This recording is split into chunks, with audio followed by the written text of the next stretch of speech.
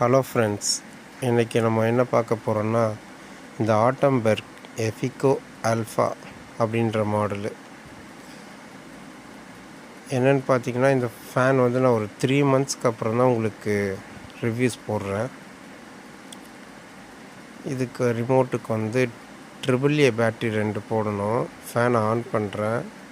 இன்னொரு விஷயம், இந்த ஃபேன் வந்து நீங்கள் ரெகுலேட்டர் இல்லாமல் போட்டால் பெட்ரு.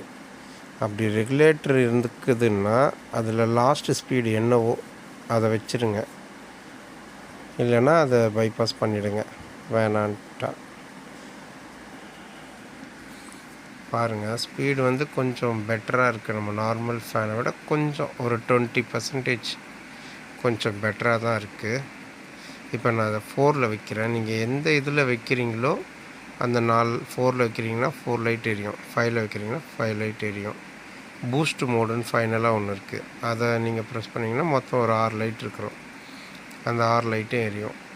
அதே மாதிரி இன்கேஸ் ரிமோட் கையில் கிடைக்கல அப்படின்னா கூட லாஸ்ட்டாக நீங்கள் என்ன மெமரியில் எதை யூஸ் பண்ணிங்களோ அது இப்போது 5த்தில் வச்சுருந்தீங்கன்னா 5th ஸ்பீடே தான் ஓடும்.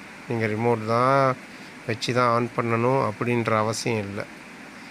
இன்கேஸ் ரிமோட் உங்களுக்கு இதாச்சுன்னா சுவிட்சை மட்டும் போட்டிங்கன்னா லாஸ்ட்டாக 5th யூஸ் பண்ணிங்கன்னா 5த்தில் ஓடும். ஃபேன் பரவாயில்ல, இந்த ப்ரைஸ்க்கு இது ஒர்த்து தான், வாங்கலாம்.